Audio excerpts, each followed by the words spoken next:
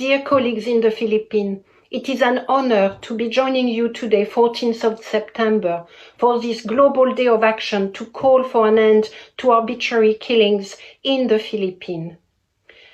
A couple of months ago, in front of the Human Rights Council, the UN human rights body presented a report on the situation in the Philippines. And that report confirmed everything that we, special rapporteurs, had highlighted and denounced for the last 4 years. It confirmed the widespread killings in the context of the war on drugs. It confirmed the killings against farmers and indigenous people, the killings of lawyers, the killings of human rights defenders. The report confirmed the silencing of independent media, critics and members of the opposition, and importantly, the report confirmed the persistent impunity for those arbitrary deprivation of life.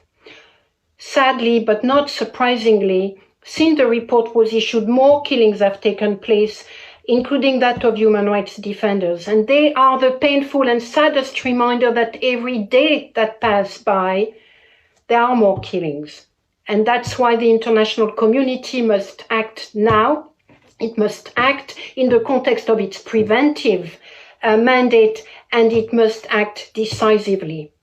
Along with 32 other independent experts of the human rights system, I urge the Human Rights Council to, number one, establish an on-the-ground international investigation into the human rights situation in the Philippines. Number two, strengthen the mandate of the human rights body of the UN to continue its monitoring and reporting on the human rights violation in the Philippines.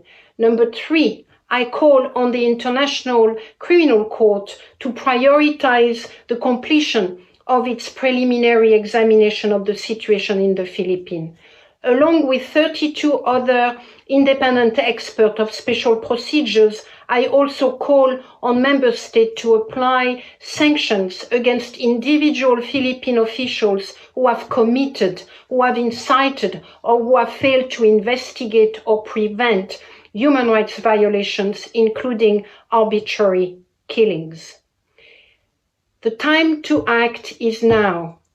For the last 2 months, more people have lost their life, more human rights defenders, more victims among the poorest and most impoverished communities in the Philippines. I urge the Human Rights Council to hear the voice of civil society of the Philippines, to hear the voice of the families of the victims, to hear all of those who have lost loved ones in these senseless attacks against the most underprivileged and impoverished members of the Philippine society.